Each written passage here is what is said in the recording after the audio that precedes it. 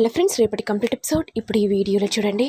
ఇక తులసి బసవయ్య ఇంట్లోకి అడుగు పెట్టగానే ఇక బసవయ్యకు మేజర్ పదవి రావడంతో ఇక బసవయ్య చాలా సంతోషపడుతూ, అమ్మ తులసి, నేను పెద్ద తప్పు చేశాను. నీలాంటి కోడలు రావడం నా అదృష్టమమ్మా. నువ్వు ఇంట్లోకి కాలు అడుగు పెట్టగానే నాకు మేజర్ పదవి వచ్చింది. నిన్ను చూసిన ప్రతిసారి నువ్వు ఇంట్లోకి అడుగు పెడితే నా పదవులు ఎక్కడ పోతాయేమోనని భయపడేవాణ్ణమ్మా. అయినా ఈ కుజదోష అమ్మాయిని ఎవరు పెళ్లి చేసుకుంటారని నేనే నిన్ను హేళనగా చేసి మాట్లాడేదాన్నమ్మా. దయచేసి నన్ను క్షమించమ్మా. ఇద్దరు ఘనంగా కుడికాలు లోపలికి పెట్టి రండమ్మా. ఇక బసవయ్య తల్లి కోపంతో, రే, ఏంట్రా, ఏం మాట్లాడుతున్నావురా? తులసిని చూసినప్పుడల్లా మండిపోయేవాడివి, అలాంటిది ఇప్పుడు ఆ తులసిని నీ ఇంటి కొడలి ఎలా అంటున్నావురా? చూడమ్మా, నాకిప్పుడే బుద్ధొచ్చింది.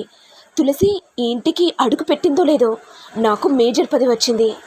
ఎవరిని తక్కువ అంచనా వేసి తప్పు పట్టద్దని ఇప్పుడే అర్థమైందమ్మా. రే, మరి కనిష్క సంగతి ఏంట్రా? ఇంకేముందమ్మా, వాళ్ళ నాన్న ఇంకో పెళ్లి చేస్తాడు. మరి మునిస్వామి నీ అంతు చూస్తా అంటున్నాడు కదరా. నా సిద్ధు ఉన్నాక నాకేం కాదమ్మా, నువ్వెందుకు టెన్షన్ పడుతున్నావు? ఇదంతా నీలిమ విని, ఇదేంటి తులసిని చూడగానే మామయ్య మండిపడుతూ తిడతాడనుకుంటే తులసిని పొగుడుతున్నాడేంటి? నేను భరించలేకపోతున్నాను. నాకు దక్కాల్సిన స్థానం మళ్ళీ దీనికి దక్కుతుంది. అయినా తులసి పేద కుటుంబం నుంచి వచ్చింది, సిద్ధును పెళ్లి చేసుకుంది. అలాంటిది మామయ్య తులసిని హేళన చేసి మాట్లాడతాడనుకుంటే ఎలా పొగుడుతున్నాడేంటి అని నీలిమ టెన్షన్ పడుతుంటే ఇక మహేష్ వెంటనే, ఏంటి నీలిమ, ఎందుకు మండిపడిపోతున్నా? చూసావా మహేష్, అది ఏ కట్నం తీసుకొని రాలేదు. మామయ్య దానికి విలువ ఇస్తున్నాడు, కానీ నేను ఎంతో కట్నాన్ని తీసుకొని వచ్చాను. ఒక్కసారైనా విలువ ఇచ్చాడా? ఏంటి నీలిమ, ప్రతిదానికి తప్పు తీస్తావెందుకో?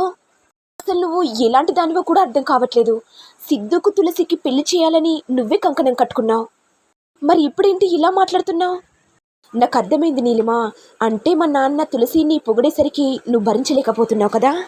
అవునండి, నేను భరించలేకపోతున్నాను. ఇక కనిష్క ఈ ఇంటి కోడలుగా వస్తే నాకు విలువ ఇయ్యకుండా దానికి విలువ ఇస్తారని ఇన్ని రోజులు భయపడ్డాను. కానీ తులసి లేని కుటుంబం నుంచి వచ్చి ఈ ఇంటికి కోడలుగా వచ్చింది, కానీ మామయ్య తులసిని పొగుడుతుంటే భరించలేకపోతున్నానండి. నీలిమ, వదిలేసే, అన్నిటినీ పట్టించుకోవద్దు. ఇటు ఏమో ఇక సిద్ధు సంతోషంతో, వదిన, నీ వల్లే తులసికి నాకు పెళ్ళైంది. నువ్వు నన్ను ఎంకరేజ్ చేయకపోతే ఇక తులసిని నేను పెళ్లి చేసుకునే వాడినే కాదు వదిన. నీ మేలు ఎన్నిటికీ మర్చిపోలేను వదిన, చాలా థ్యాంక్ యూ. సిద్ధు, తులసికి నీకు పెళ్లి ఎందుకు జరిపించానో తెలుసా? నిన్ను పాతాళానికి తొక్కించడానికి. అయినా ఈ తులసికి కుజదోషం ఉంది కదా, కుజదోషం వల్ల నానా అనార్థాలు జరుగుతాయని కలలు కన్నాను. కానీ తులసి వచ్చిన వేళ విశేషమో, మామయ్యకి మేజర్ పదవి వచ్చింది అనుకుంటూ ఇక నీలిమ ఇంట్లోకి వెళ్ళిపోగానే ఇక తులసి సిద్ధు కాళ్ళను పట్టుకొని, నన్ను ఆశీర్వదించండి. ఏంటి తులసి, ఏం చేస్తున్నావు? పైకిలే. లేదండి, నన్ను ఆశీర్వదించండి. భర్త ఆశీర్వదిస్తే భార్య మాంగళ్యం గట్టిగా ఉంటుందంటండి. సరే తులసి, నా ఆయుష్ని పోసుకొని నువ్వు చల్లగా బ్రతుకో. ఏంటండి అలా మాట్లాడుతున్నారు? మీరు 10 కాలాల పాటు సంతోషంగా ఉంటేనే కదండి నేను కూడా చాలా సంతోషంగా ఉంటాను. తులసి, నేను నిన్ను దొంగతనంగా పెళ్లి చేసుకున్నందుకు నన్ను నువ్వు ఎక్కడ అవమానిస్తావోనని బాధపడ్డాను. కానీ నా మనసును అర్థం చేసుకొని నువ్వు మౌనంగా ఉండిపోయావు. అంటే తులసి, నేనంటే నీకు ఇష్టమే కదా? అవును సిద్ధు, మీరంటే నాకు చాలా ఇష్టం. కానీ పైకి చెప్పాలనిపించేది, ఎందుకో తెలియని టెన్షన్. ఇక నేను చెప్పలేకపోయానండి. ఇదిలా ఉండగా కనిష్క కోపంతో, నాన్న, ఎలాగైనా సరే ఆ తులసి అంతు చూడాలి, అప్పుడే నాకు మనశ్శాంతి. నేనేమో ఆ తులసికి నరేష్కి పెళ్లి చేయాలని స్కెచ్ చేశాను, అని సిద్ధు ఏమో తులసి మెడలో దొంగతనంగా తాళి కట్టాడు. నేను భరించలేకపోతున్నాను నాన్న, నాకు ఎలాగైనా సరే సిద్ధు కావాలి, లేకపోతే ఇప్పుడే ఈ క్షణమే చచ్చిపోతాను.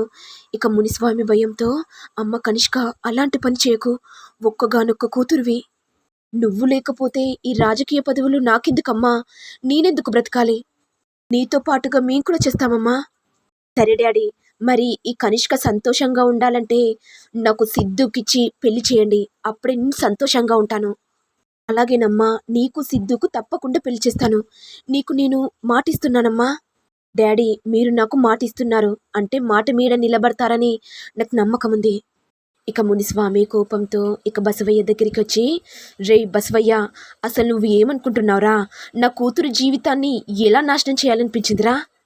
నా కూతురేమో సిద్ధు కోసం చనిపోవాలని చూస్తుంది. సిద్ధు కావాలని పదే పదే కలవరిస్తుంది.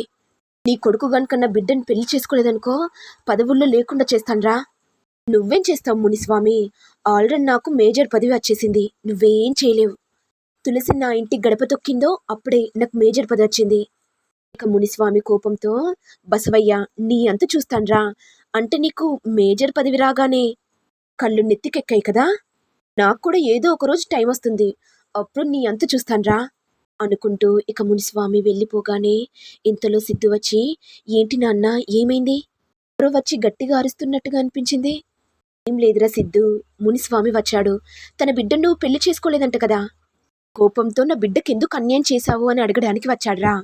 ఇక నేను సరైన సమాధానం ఇచ్చి పంపాన్రా సిద్ధు. ఇక సిద్ధు తన తండ్రిని హక్ చేసుకొని, నాన్న, నా గురించి ఇంత ఆలోచిస్తావని అనుకోలేదు. నేను ఏ అమ్మాయి అయితే కోరుకున్నానో ఆ అమ్మాయి నాకు భార్యగా వచ్చింది. మీరు ఏం చెప్పినా చేస్తాను నాన్న. ఇక బసవయ్య మనసులో, రేయ్, నాకు తులసి మీద ఇంకా కోపంగా ఉందిరా, కానీ నీ దగ్గర నేను నటిస్తున్నాను. నువ్వు నాకు మాటిచ్చావు కదా, ఏ రూపంలో ఎప్పుడు వినియోగించుకోవాలనో నాకు బాగా తెలుసురా. ఏమైంది నాన్న, ఏం మాట్లాడట్లేదు ఎందుకు? రే సిద్ధు, మరి నువ్వు నాకు మాటిస్తున్నావు, మరి నేను చెప్పినట్టు నువ్వు చేయాలి. సరే నాన్న, మీరు చెప్పినట్టు చేస్తాను. ఏంటో చెప్పండి నాన్న, ఇప్పుడే ఈ క్షణమే చేస్తాను.